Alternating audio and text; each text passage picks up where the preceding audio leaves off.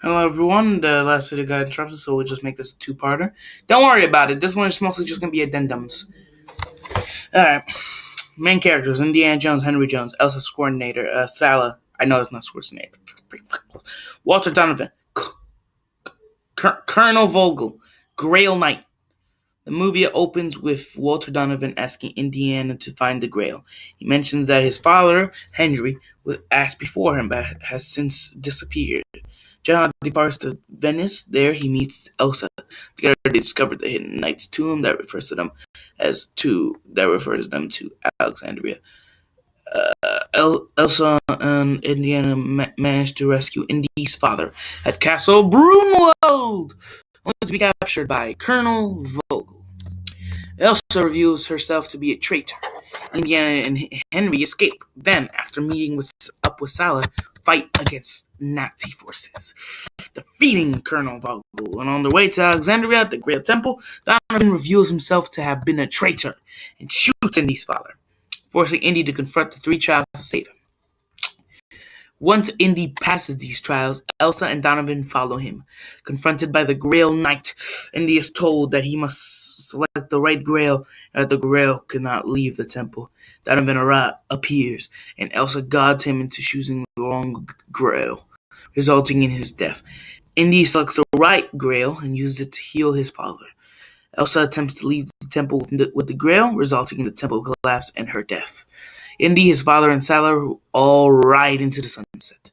Notable differences: Marcus, Broody, and Kazem are gone, as is the subplot with the Brotherhood of the Cruciform Sword. There is no mention of Henry's journal at any point in the story. They never go to Berlin to retrieve it. They never board a Zeppelin to escape Germany. The entire opening sequence with Indy pursuing Cross of Coronado, both as a teenager and as an adult, has been cut. The dialogue has been significantly simplified in many places, with extraneous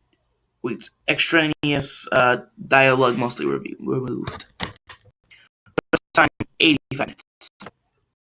52 minutes. Main characters: Indy, Henry, Elsa, Colonel, Grail Knight.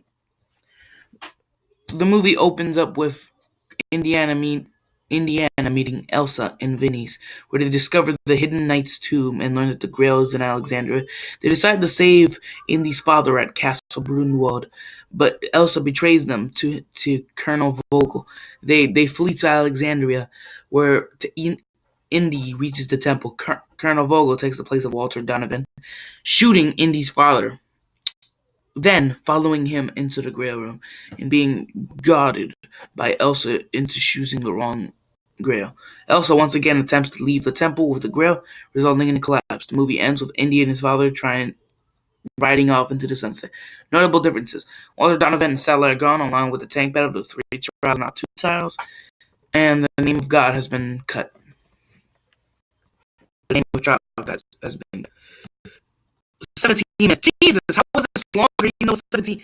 Anyway, main characters: Indy, Elsa, Colonel, Grail Knight.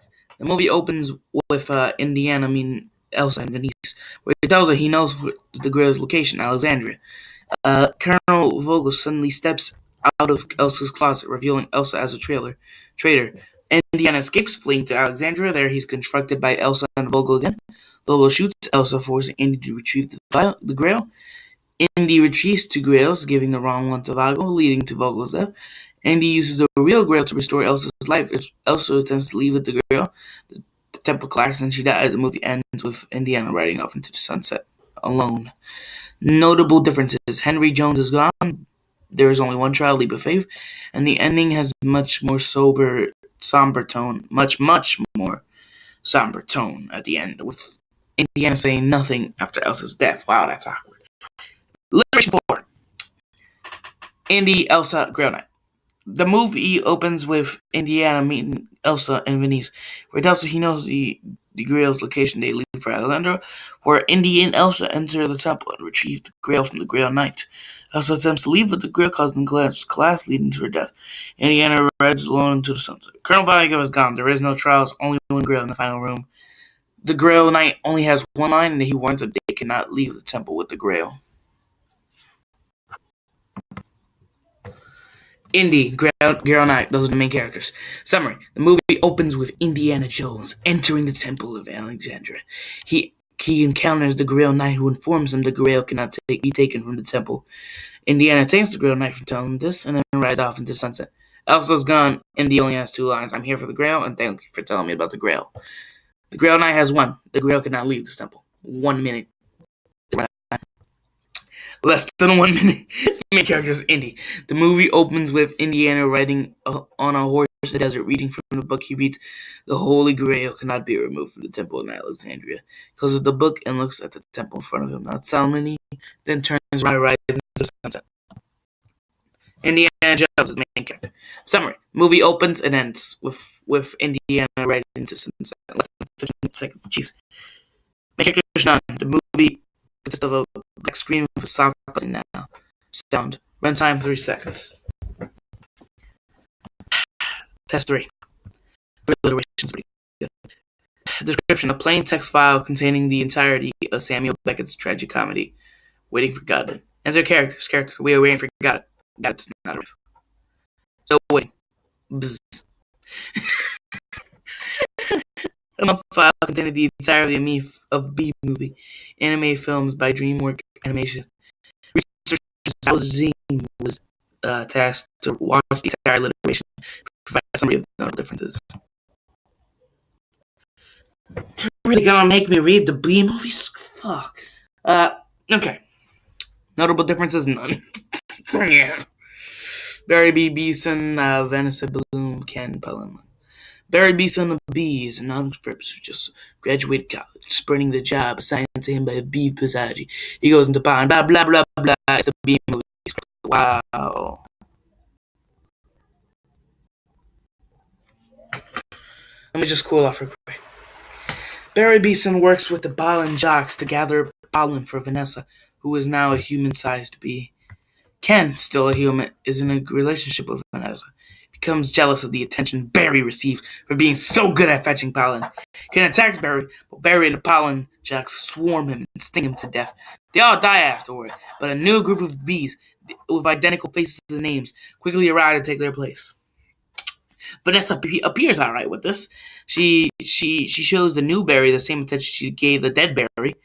The movie goes on with the new Barry suing the humans for stealing their honey, but near the end, the jury and the judge are revealed to all be Ken. I'm Ken! The trial ends with the new Barry and a swarm of bees swooping up and stinging the jury and judge to death. A new Barry arrives, and together with Vanessa, they travel to California to steal the parade boat of flowers and use it to expand their hive all over the world. The movie ends like the previous alliteration, except that all the humans are now human-sized bees too, for some reason. It's almost a completely different movie. It's definitely not for kids anymore. Just for cartoonish kind of. Main character see previous. Effectively the same plot except Ken's death, both early on and the court scene is more extensive, more gruesome, and takes more time. Everyone except for Ken is now all scenes with Ken is stuck to death, now involved with multiple human-sized bees stinging him and dying in the process. All dialogues in the movie except for Ken, which mostly consists of screaming, have been replaced with buzzing noises. Ken bees? Just need to cool off for quick stress.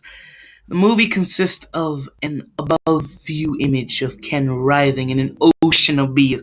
Every time he opens his mouth, 100 bees pour into it. By the end of the film, his body has become swollen with venom from thousands of stingers. His facial features have all but vanished beneath a dozen fist-sized, pulsating, oozing with pus. Blind and helpless, his screams are now muffled, gurgling sobs. He appears to spend the last few minutes of the movie suffocating as the store finds him, only to sink out of sight. The film has been live action. The bees are just now bees. And